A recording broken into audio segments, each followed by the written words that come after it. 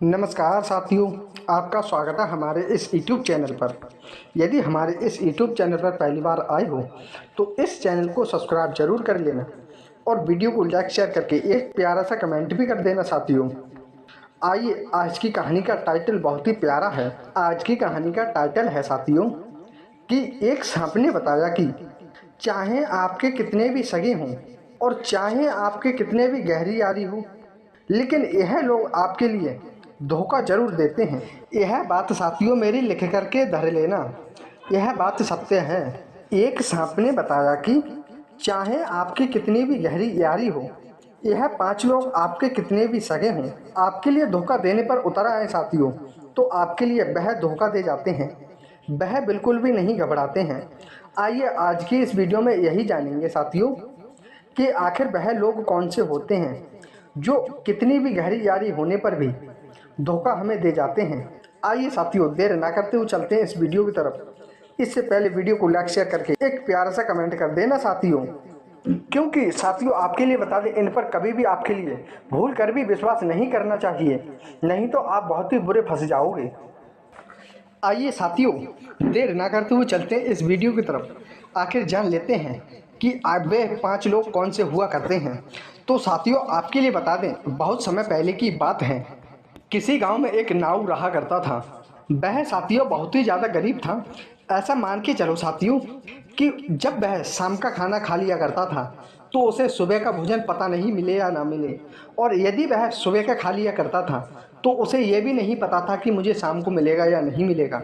उसके बाल बच्चे साथियों बहुत ही दुखी रहा करते थे और वह भी बहुत ही परेशान रहा करता था, क्योंकि साथियों आपके लिए बता दें कि जिसकी औलाद, जिसके बाल बच्चे भूखे सोएं या सुबह का भोजन न पाकर वह दुखी हों, तो उनके लिए थोड़ा तो दर्द होगा ना, और थोड़ी ठेस भी पहुंचेगी साथियों।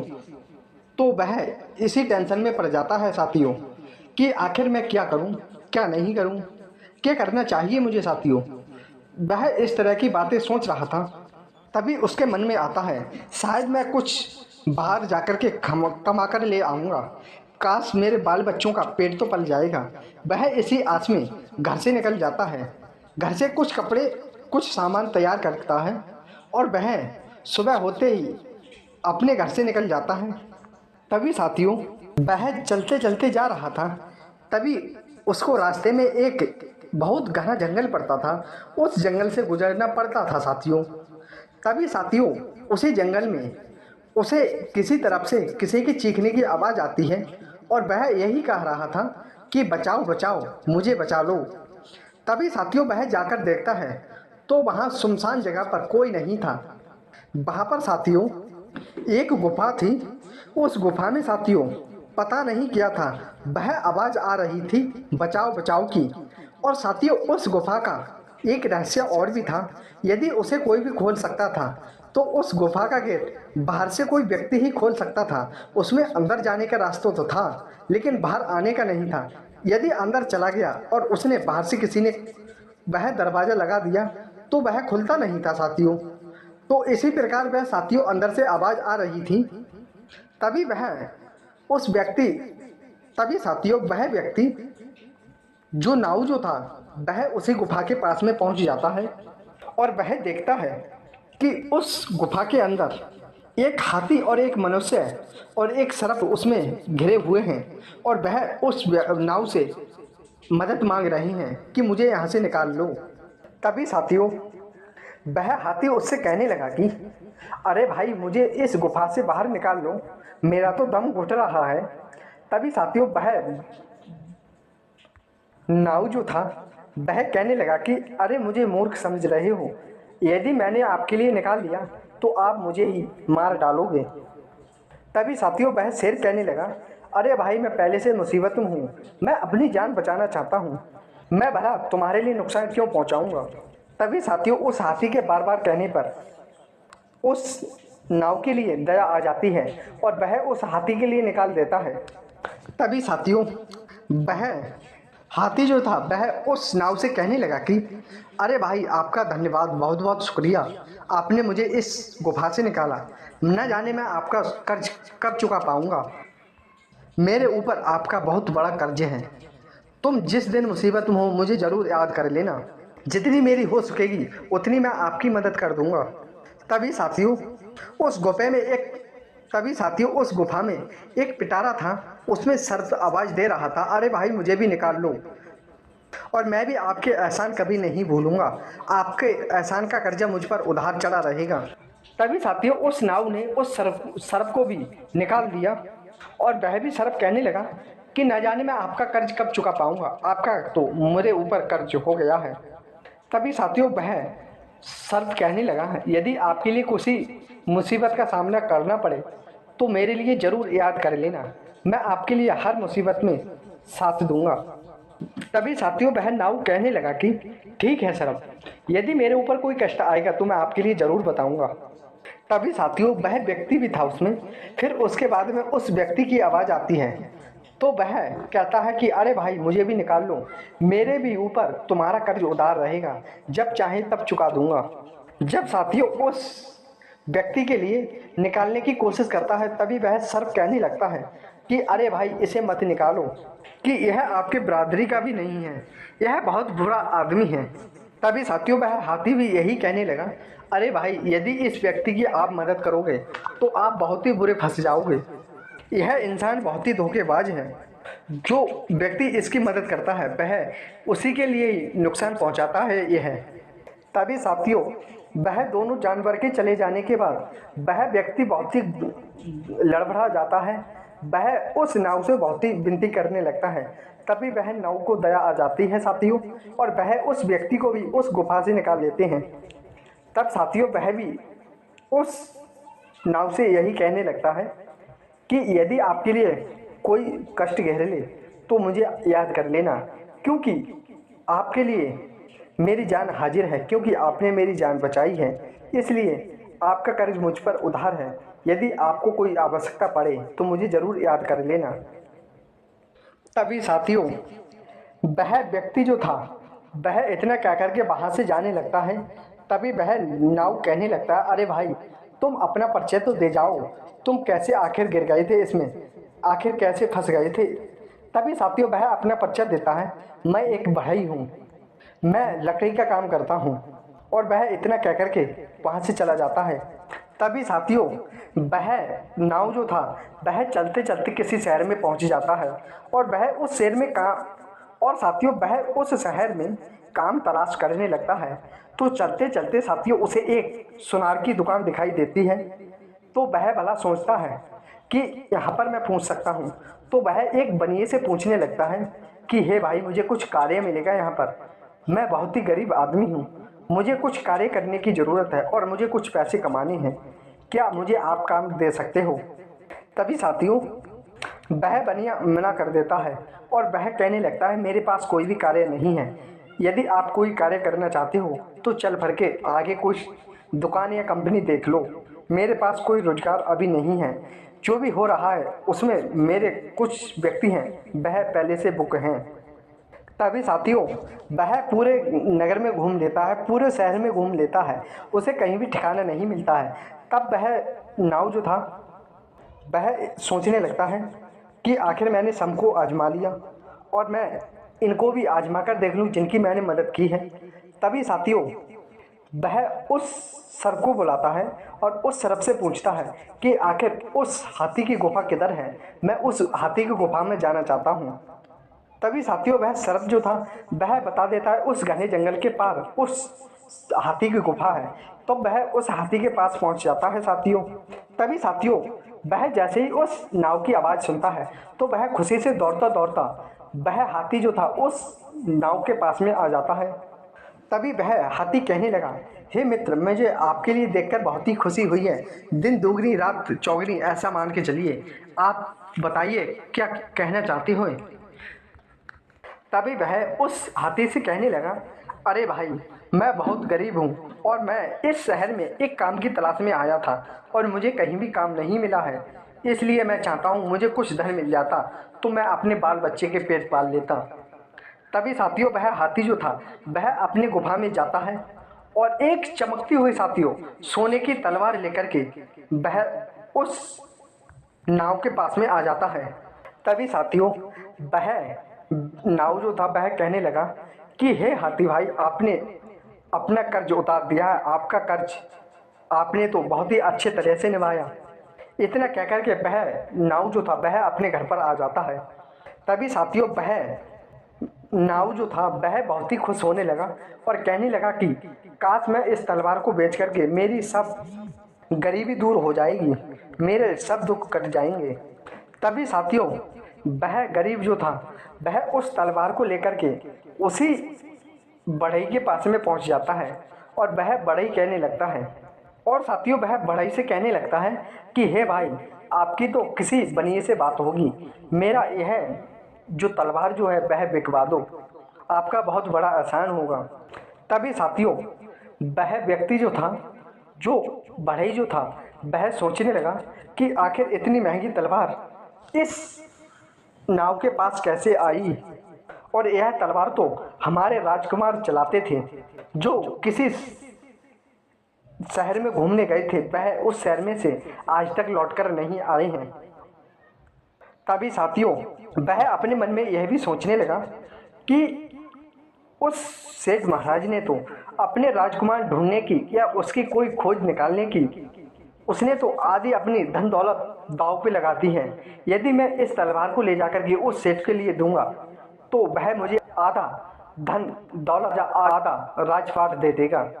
तभी साथियों वह बढ़ई जो था वह उस नाव से कहने लगा, अरे भाई तुम कुछ देर ठहरो, मैं इस तलवार के रेट लेकर आता हूँ, तब मैं तुम्हें बताऊंगा कितने दामों में बिक सकती है ये। तभी साथियों वह उस नाव को समझा देता है कि तुम यहीं पर रहना, मैं कुछ देर में इस शहर में घूम करके आता हूँ। तभी साथियों वह बढ़ई जो था वह अपनी पत्नी से कह देता है कि अरे पत्नी, तुम इस नाव के लिए अच्छे अच्छे पकवान खिला देना और इसे अच्छे अच्छे पकवान खिला करके आदरपूर्वक इसका सम्मान करना, और मैं बाहर जाता हूँ, कुछ समय बाद वापस लौट के आता हूँ। इतना कहकर के साथियों वह बढ़ई जो था वह अपने घर से निकल जाता है। तभी साथियों वह चलते चलते उस सेठ महाराज के पास में पहुँच जाता है और सेठ महाराज को नमस्कार करता है और कहता है, हे सेठ महाराज, मैं आपके लिए एक खुशखबरी लेकर हाजिर हुआ हूँ। तभी साथियों वह बढ़ई जो था वह उस सेठ महाराज से कहने लगा कि अरे सेठ महाराज, आपने तो अपने राजकुमार के लिए एक तलवार मंगाई थी और उसका वेट हमसे ही बनवाया था, और वह तलवार हमें मिल चुकी है।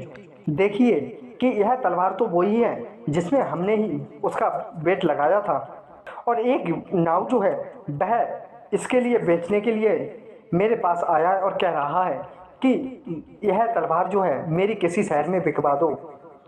यह सेठ महाराज, मैं उस व्यक्ति को अपने घर पर बैठा कर आया हूँ।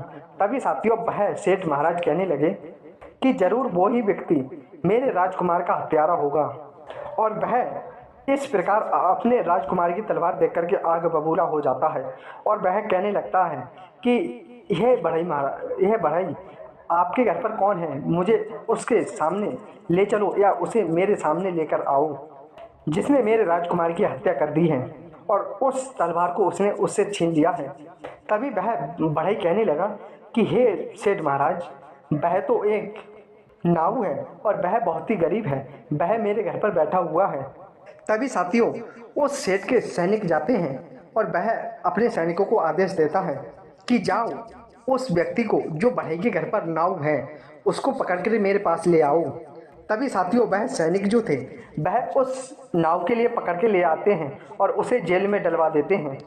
तभी साथियों वह गरीब नाव सोचने लगा कि इस बढ़ई ने तो मुझे बहुत ही मुसीबत में डाल दिया है, आखिर मैं अब क्या करूं, मेरी तो कोई भी मदद करने वाला नहीं है, इसीलिए है ऊपर वाले मेरी रक्षा करना। तभी साथियों वह नाव जो था वह उसी अपने मित्र को पुकारता है जो सरफ था साथियों, तो वह उस सरफ के लिए पुकार लेता है और वह सरफ उसके पास हाजिर हो जाता है और वह कहने लगता है, सारी बात बता देता है कि एक बढ़ई ने मुझे यहाँ पर फंसा दिया है। तभी वह सरफ जो था वह कहने लगता है, अरे भाई मैंने तुझे पहले बताया था कि इस व्यक्ति को तू मत निकाल, यह व्यक्ति आपके लायक नहीं है। तभी वह सर्वजोधा कहने लगता है, मैंने तो आपको पहले ही बताया था, जो धन दौलत का अधिक लालची हो, जो अपनी स्त्रियों को छोड़कर अन्य स्त्रियों से प्रेम करने वाला हो, इन लोगों से चाहे आपकी कितनी भी गहरी यारी हो, चाहे कितने भी गहरे संबंध हो, लेकिन यह धोखा जरूर दे जाते हैं। हमेशा इनकी नज़र धोखे पे रहा करती है। इन पर कभी भी आप साथियों हद से ज़्यादा विश्वास मत करना, मेरी यह बात याद रख लेना साथियों। तभी वह शर्त कहने लगता है, हे भाई, आपने मुझे याद किया है और आपने मेरी मदद भी की है, तो मैं आपकी मदद तो ज़रूर करूँगा जब आपने मुझे याद किया है तो। और मैं ऐसा करता हूँ, वह सेठ जो है, उस सेठ की पत्नी को मैं डस लेता हूँ और वह मेरे जहर से बेहोश हो जाएंगी। फिर चाहे कितना भी प्रयास कर लें, वह होश में नहीं आएंगे और मेरे काटने का असर जब तक रहेगा जब तुम उसके लिए अपने हाथों से नहीं उठाओगे।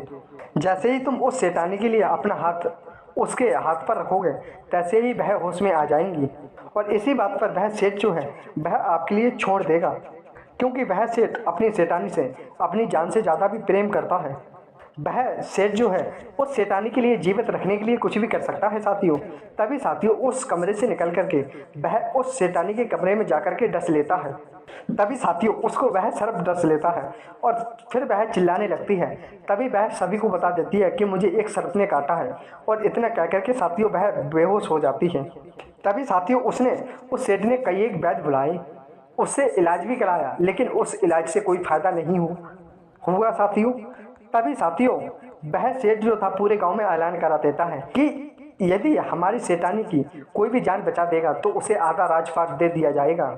तभी साथियों उस सेठ के घर पर काफ़ी वैद्य आए। इस तरह की बात सुन करके उन्होंने बहुत ही अच्छा इलाज किया, लेकिन उनका इलाज उस पर कोई भी असर नहीं हुआ, उनका असर बेनाकाम रहा साथियों। तभी साथियों वह नाव जो था वह कहने लगता है, अरे सेठ महाराज, तुम्हारी शैतानी को मैं ठीक कर सकता हूँ। तभी वह सेठ कहने लगता है, अरे तुम तो हत्यारे हो, तुम मुझे भला क्या ठीक करोगे। तभी साथियों वह नाव जो था वह उससे कहने लगता है कि हे सेठ महाराज, मैं आपकी पत्नी की जान तो बचा दूंगा, लेकिन आप अपने वादे पे मुकर मत जाना। तभी साथियों वह सेठ कहने लगता है कि नहीं मुकरूंगा, तुम मेरी शैतानी की जान जल्दी से जल्द हो सके उतनी जल्द बचा दो। और वह सेठ कहने लगता है, यदि आप नहीं बचा पाए तो मैं भी तुझे मृत्यु के घाट उतार दूंगा। तभी वह नाव जो था वह तैयार हो जाता है। तभी साथियों वह नाव जो था वह उस शैतानी को छू लेता है, अपने हाथ से उसका हाथ लगा देता है, और वह सेठ की पत्नी शैतानी जो थी वह उठ कर के बैठ जाती है, वह होश में आ जाती है और उनके बदन का सारा जहर गायब हो जाता है साथियों। तभी साथियों वह सेठ जो था वह बहुत ही खुश हुआ और वह कहने लगा कि हे इस नाव की वजह से हे शैतानी, आप जीवित हो उठी हो। और इतना कह करके साथियों उस नाव के लिए आधा राजपाट दे दिया उस सेठ ने। तभी साथियों वह व्यक्ति जो था, नाव जो था, वह वापस अपने घर जा रहा था। तभी वह सर्प मिल जाता है और वह सर्प कहने लगता है कि हे भाई, इन 5 लोगों पर कभी भी तुम दिल खोलकर विश्वास मत करना। तभी वह नाव जो था कहने लगता है, अरे भाई कौन से 5 लोग हैं। तभी वह साथियों कहने लगता है कि पहले नंबर पर आता है जो अधिक धन का लालची हो। ऐसे इंसान से आपको कभी भी दोस्ती नहीं करनी चाहिए, जितना हो सके उतना दूर रहें। और जो चोरी चकोरी करता हो दूसरा, ऐसे मनुष्य से आपको दूर रहना चाहिए, वह खुद चोरी करके आपको कभी भी फंसा सकता है। जो गलत कार्य करता हो, वह गलत कोई भी कार्य करके किसी से अदर संबंध बना करके वह आपको फंसवा सकता है। तीसरा तो ये था, और चौथा तो यह है कि जो आदमी विश्वासघाती होता है, जो हमेशा झूठ बोलता हो, उसके साथ में कभी भी आपके लिए दोस्ती नहीं करनी चाहिए। पता नहीं वह कब आपसे झूठ बोल दे। और 5वां है, सबसे लास्ट में है कि जो अपनी स्त्री को छोड़ करके हमेशा दूसरी स्त्री की तरफ देखता है, वह आपके लिए कभी भी धोखा दे सकता है। क्योंकि साथियों वह अपनी सगी स्त्री को ही नहीं देख सकता है, तो आप कौन से खेत की मूली हो। तो साथियों ये थे 5 लोग, इनसे आपके लिए कभी भी भूलकर भी दोस्ती नहीं करनी चाहिए। तो उम्मीद करते हैं साथियों वीडियो पसंद आई होगी। वीडियो पसंद आई हो तो वीडियो को लाइक शेयर जरूर कर दें और एक प्यारा सा कमेंट भी कर दें साथियों। धन्यवाद साथियों, मिलते हैं एक प्यारी सी नई ज्ञानवर्धक कहानी के साथ में। जय श्री कृष्ण, राधे राधे, धन्यवाद साथियों।